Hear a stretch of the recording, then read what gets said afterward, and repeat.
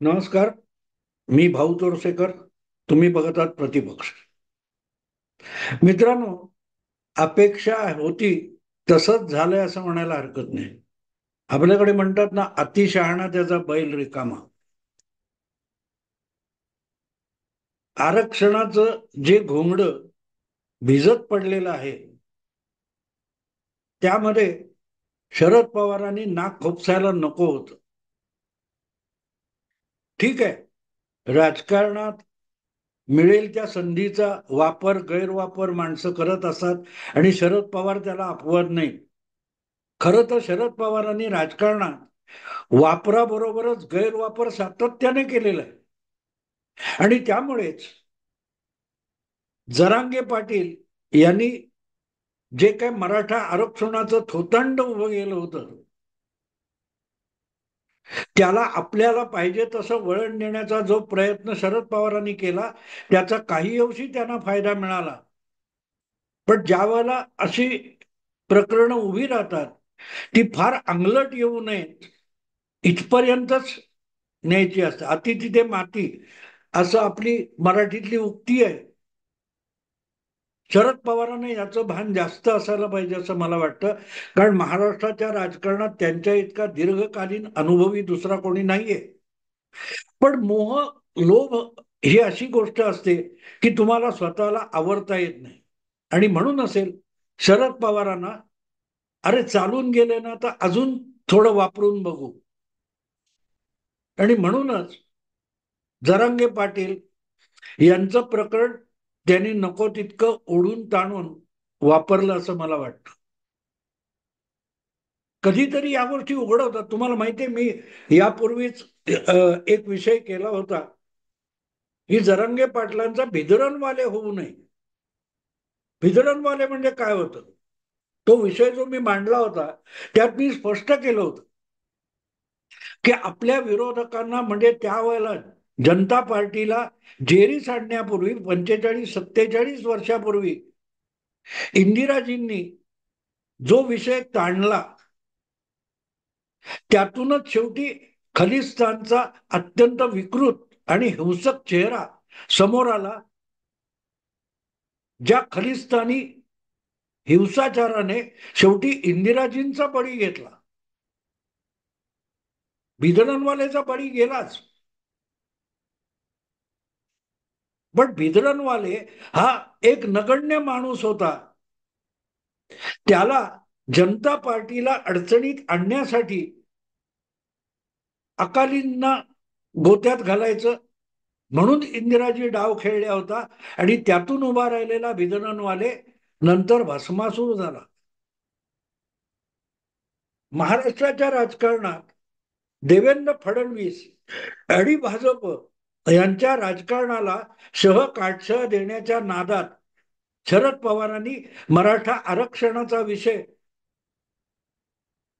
जो चिथावणीखोरीसारखा वाढू दिला, त्याचे दुष्परिणाम अखेर त्यांनाही भोगायला लागणार आहेत. त्यांच्याबरोबर अर्थातच मराठा समाजाला भोगावे लागणार आहे. कारण जी गोष्ट कायद्याने, घटनेने आणि व्यवस्थेच्या स्वरूपामध्ये आणि सामाजिक पातळीवर अशक्य कोटीतली आहे, ती करण्यासाठी महायुती सरकारला अडचणीत आणायचं हा डाव होता, हे बरोबर आहे. आणि असे डाव खेळले जातात.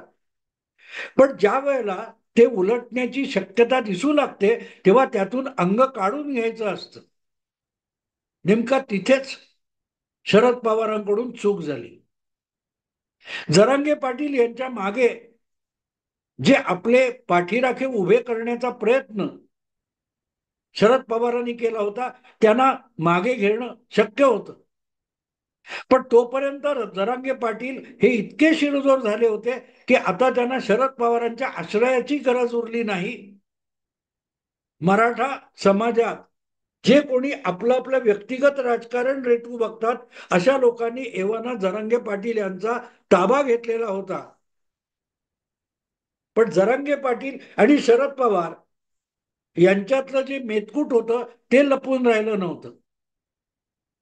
महायुती सरकारने सगळ्या पक्षांना एकत्र आणून मराठा आरक्षण केलेलं आहे. आता कोर्टामध्ये ते ठरायचंय. वास्तविक शरद पवारांनी कधीही मराठ्यांना आरक्षण दिलं नाही. आणि वेळोवेळी जेव्हा आरक्षणाचा विषय मराठ्यांच्या निघाला तेव्हा मराठा आरक्षण कायद्याने आणि घटनेने कसं अशक्य आहे हे शरद पवार ठणकावून सांगत राहिले. याच्या बातम्या आज सुद्धा उपलब्ध आहेत. नामदेवराव जाधव यांच्यासारख्या या विषयातल्या अभ्यासकाने शरद पवारांनीच मराठ्यांची आरक्षणाच्या बाबतीत कशी गोची करून टाकली हे सविस्तर सांगून झाले. त्यासाठी त्यांच्यावर हल्ले सुद्धा करून त्यांचा आवाज बंद पाडण्याचा प्रयत्न झाला. पण मुद्दा तो नाहीये. यापूर्वीची गोष्ट वेगळी होती आणि आताची गोष्ट वेगळी आहे. याचं कारण शरद पवारांनी जरांगे पाटील यांना ज्या चिथावण्या दिल्या त्यातून जे काय घडून गेलेलं आहे त्यातून आता शरद पवारांना सुटणं आवश्यक आहे, अगत्याचं आहे. पण सुटणं अशक्य सुद्धा आहे. कारण ती भस्मासूर नावाची गोष्ट तुम्हाला माहितीये ना. हा जो राक्षस होता त्याने भोलानाथ शंकराचं फार मोठी तपश्चर्या केली आणि त्याच्याकडे वरदान मागितलं की मी ज्याच्या डोक्यावर हात ठेवीन त्याचं भस्म झालं पाहिजे. आणि ते भोलानाथाने त्याला वचन आणि काय ते वरदान दिल्यानंतर तो मुक्तपणे कोणालाही जाळपोळ करायला लागला, कोणाचाही बळी घ्यायला लागला. आणि शेवटी अशी एक वेळ आली की तो भस्मासूर खुद्द भोलानाथ शंकराच्या डोक्यावर हात ठेवायला निघाला. तेव्हा शंकराला सुद्धा पळता भुई थोडी झाली होती. लक्षात ठेवा, भोलानाथ शंकर म्हणजे कोणी सामान्य माणूस नव्हता. तो साक्षात देव होता. ब्रह्मा विष्णू महेश म्हणतात. जग चालवणारी जी त्रिमूर्ती अशी कल्पना आहे त्यातला एक खुद्द शंकर आहे. पण भस्मासुराला तो असलं वरदान देऊन बसला की त्या शंकराला सुद्धा आपल्या बचावासाठी पळ काढावा लागला आणि विष्णूला शरण जावं लागलं. मग ते विष्णूने मोहिनीचं रूप घेतलं आणि भस्मासुराला संपवलं वगैरे वगैरे कथा आहे.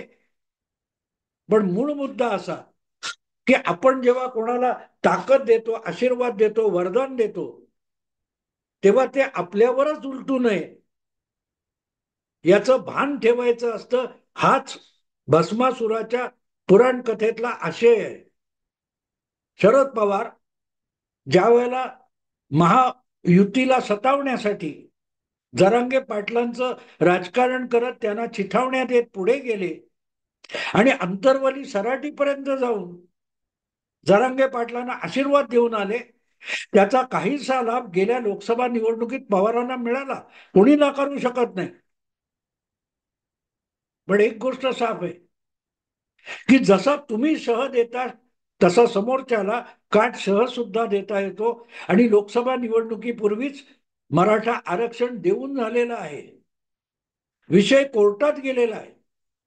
आणि यापुढे तो ताणून धरणं किंवा मराठ्यांना ओबीसी वर्गामध्ये ढकलण्याचा जो आग्रह जरांगे पाटील धरतायत तो कुठल्याही पद्धतीने शक्य कोटीतला नाहीये. आणि म्हणून आपणच ज्याला उभा केलाय त्याला आवर्त घ्यायला भाग पाडणं ही शरद पवारांची जबाबदारी होती. अर्थात शरद पवार उघडपणे सांगतील की मी जरांगे पाटील नावाचं भुताटकी उभी केली असा दावा कोणी करू शकत नाही. काही पुरावा आहे का? मुद्दा असा असतो की पुरावा नाही याचा अर्थ तसं घडलंच नाही असं नाही. प्रत्येक गोष्ट पुराव्याने सिद्ध होत असते असं नाही. आणि म्हणूनच हळूहळू करत जरांगे पाटील हे शरद पवारांचं पात्र आहे हे उघड व्हायला लागलं. कारण ज्या प्रकारे शरद पवार उपमुख्यमंत्री देवेंद्र फडणवीसांच्या विरोधात डावपेच खेळत असतात त्यातला जरांगे पाटील हा एक मोहरा प्यादा आहे हे लपून राहिलं नाही.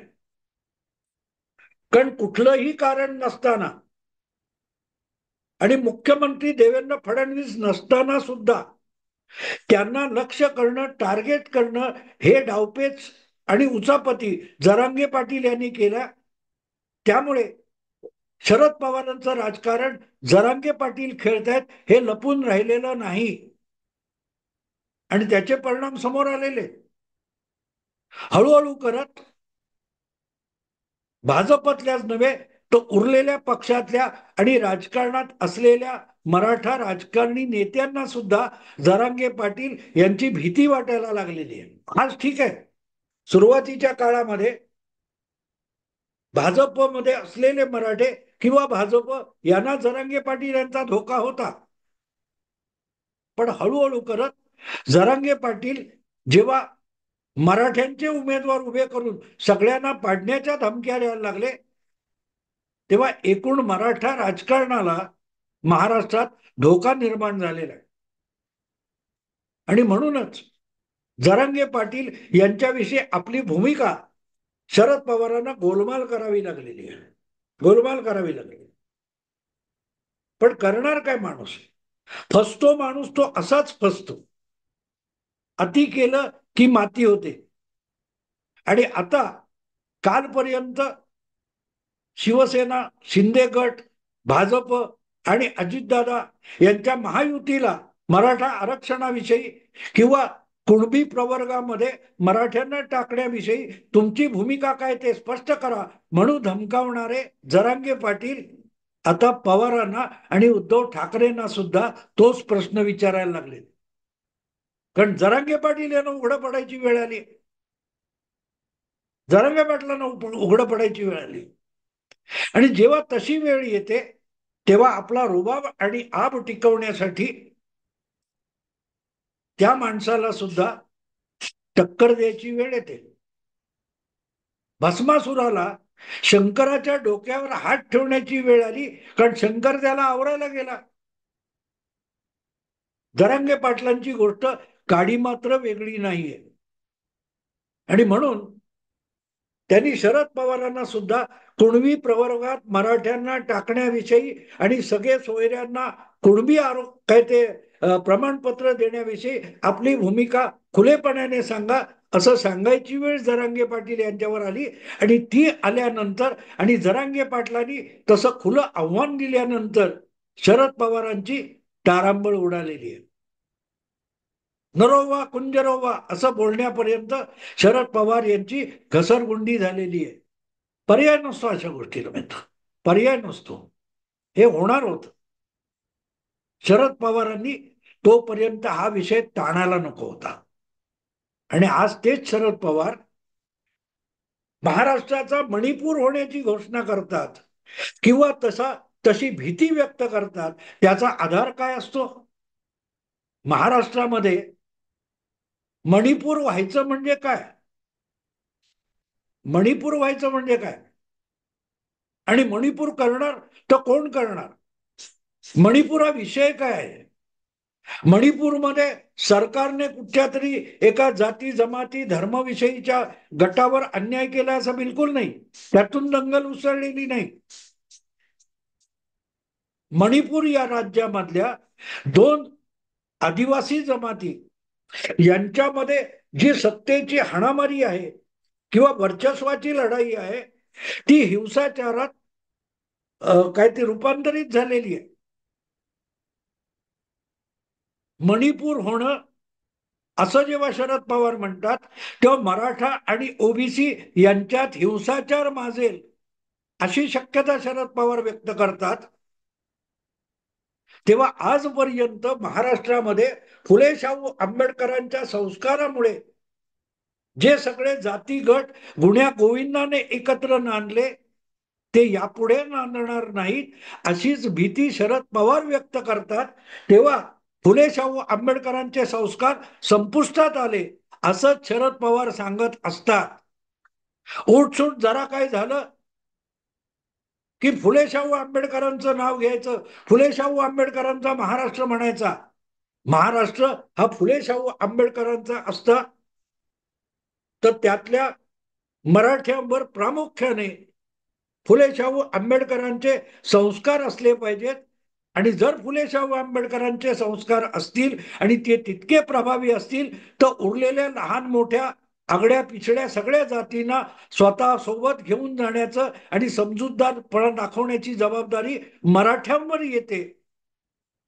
आणि त्यातल्याच एका माणसाने नेता होऊन आज मराठ्यांच्या वतीने उरलेल्या सगळ्या जातींना धमकावण्याची भूमिका घेतलेली आहे, तर त्याला आवरण्याची जबाबदारी सगळ्यात मोठा जाणता नेता असलेला जो मराठा आहे त्याच्यावर येते. छगन भुजबळ हे या विषयात शरद पवारांना जाऊन भेटले. त्याचा हेतू काय आहे? की ज्या प्रकारे जरांगे पाटील मराठा आरक्षणाचं आंदोलन किंवा मराठा समाजाच्या तरुणांना किंवा मराठा समाजाला कुणबी म्हणून प्रवर्तित करायला बघतायत, त्याला रोखण्याची जबाबदारी शरद पवारांची आहे. नाहीतर ओबीसी आणि मराठा असा थेट संघर्ष सुरू होण्याचा धोका आहे. हेच भुजबळांनी शरद पवारांना समजवण्याचा प्रयत्न केला असं मला वाटतं. अन्यथा या विषयात भुजबळ शरद पवारांनी काही करावं असं म्हणण्याचं दुसरं कारण काय आहे? दुसरं कारण काही दिसत नाही. मुद्दा इतकाच आहे की ज्या वेळेला शरद पवारांना भुजबळ भेटतात तेव्हा भुजबळांना महाराष्ट्रात मणिपूर सारखी जातीय विद्वेषाची आगडोंब उसळण्याची भीती वाटत असते. शरद पवार जे बोललेत ते भुजबळ बोललेले नाही, पण भुजबळांची भीती स्वाभाविक आहे. त्याचं कारण महाराष्ट्रात दीर्घकाळ मराठा जातीचंच राज्य होतं असं म्हटलं जातं, प्रत्यक्षात होतं असं नाही. पण सातत्याने सत्तेतल्या महत्वाच्या जागा, सत्ता असलेल्या संस्था किंवा आर्थिक, सामाजिक आणि प्रशासकीय संस्थांवर मराठा समाजाच्या नेतृत्वाचं प्रभुत्व राहिलेलं आहे. अशा वेळेला जरांगे पाटील ज्या प्रकारे मराठ्यांना आक्रमक बनवत आहेत, तेव्हा ते ओबीसी तुलनेने दुबळा असल्यामुळे त्याला धोकादायक होतं हेच भुजबळांना सुचवायचंय. आणि म्हणून या गोष्टींची सांगड घालायला गेली तर शरद पवारांचा मुखवटा, फुले शाहू आंबेडकरांच्या परंपरेचा आणि संस्काराचा मुखवटा जरांगे पाटील टरटरा फाडून टाकायला निघालेत, हाच निष्कर्ष काढावा लागतो. जरांगे पाटलांचं आंदोलन याला जर शरद पवारांची फूट होती किंवा संगनमत होतं असं म्हणायचं असेल तर ओबीसी, इतर पिछडा मागास समाज जो आहे त्याच्या विरुद्ध मराठ्यांना हिंसक बनवण्याचं खापर सुद्धा शरद पवारांवर फोडावं लागेल. बोलताना ब्राह्मणांविषयी बोला, ब्राह्मण उरलाय कुठे? पण मुद्दा असा आहे की आज मराठा समाजाला आरक्षण मिळालेल्या ओबीसीच्या विरुद्ध उभं करणं आणि त्याला हिंसेप्रत घेऊन जाणं, कुठेतरी बीडच्या कुठेतरी त्या उपोषण काळामध्ये एका ओबीसी नेत्याचं घर जाळण्यात आलं. ही गोष्ट नवी तर नाहीये ना. आणि म्हणून मला असं वाटतं की ज्या जरांगे पाटलांना फूस देण्याचं काम शरद पवारांनी अंतरवली सराटीमध्ये जाऊन केलं, त्याला आपल्याला आवरलं पाहिजे. हे वेळच्या वेळी लक्षात आलं नाही आणि आता हा भस्मासूर शरद पवारांनाच सांगतोय की द्या, उघडपणे भूमिका घ्या. मराठा आणि ओबीसी किंवा मराठा कुणबी प्रमाणपत्र या विषयात आपली भूमिका स्पष्ट करा. उद्धव ठाकरे, नाना पटोले आणि शरद पवार यांनी आपली भूमिका स्पष्ट करावी या विषयावर. असं जेव्हा जरांगे पाटील म्हणतात त्यालाच भस्मासुराने शंकराच्या डोक्यावर हात ठेवण्याचा पवित्रा घेणं म्हणतात मित्रांनो. आणि एका पत्रकार परिषदेत पवारांना हा प्रश्न विचारण्यात आला तेव्हा शरद पवारांना टाळाटाळ करावी लागली.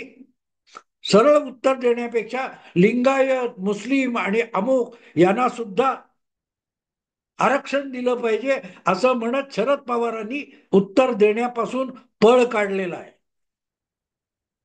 कारण शरद पवारांना कळतंय ज्या जरांगे पाटलांना आपण अंतरवली सराटीत जाऊन शक्ती दिली, तोच आता आपल्या डोक्यावर हात ठेवायला निघालेला आहे.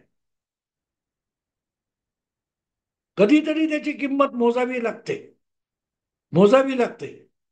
तेव्हा मणिपूर होण्याची धमकी देताना शरद पवार कोणाला इशारा देत आहेत? जाणता नेता म्हणायचं.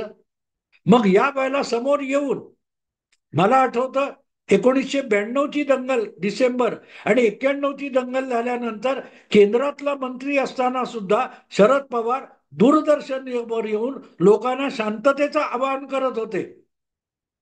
मग आज शरद पवार शांततेचं आवाहन करण्याऐवजी नको ते इशारे का देत आहेत? ते उघडपणे सांगतायत का की हो, मणिपूर करायला माझा पाठिंबा आहे, असं सूचित करतायत का? मणिपूर होण्याचा इशारा म्हणजे काय? दोन जातीतला हिंसक संघर्ष, आणि अशी शक्यता जेव्हा पवार व्यक्त करतात तेव्हा ते फूस देत आहेत असंही म्हणावं लागतं. नुकसान अर्थातच राजकीय दृष्ट्या आणि व्यवहारता मराठ्यांचं होईल, तशी चिन्ह दिसायला लागली. आणि हे ज्या वेळेला जरांगे पाटलांनी राजकीय पक्षांच्या नेत्यांना गावबंदी लावली, तेव्हाच मी केलेल्या व्हिडिओत सांगितलं होतं, गावात कुठल्याही वस्तीत सगळे मराठे राहत नाहीत, आणि राहणारे सगळे मराठा गावकरी हे जरांगेंचे समर्थक नाहीत. अशा वेळेला नेत्यांना गावबंदी म्हणजे महाराष्ट्रभर ओबीसी आणि इतर समाजांना मराठ्यांच्या विरोधात उभं करण्याची अत्यंत घाणेरडी चाल आहे, खेळी आहे. याचे दुष्परिणाम दिसतील आणि भोगावे लागतील. तीच वेळ आली आहे आणि शरद पवार तोच संकेत देत असतील तर म्हणावं लागतं, तुमचा भस्मासूर तुमच्यावर उलटतोय. मित्रांनो, आता इथेच थांबतो. आवडलं लाईक करा, शेअर करा, सबस्क्राईब करा. नमस्कार.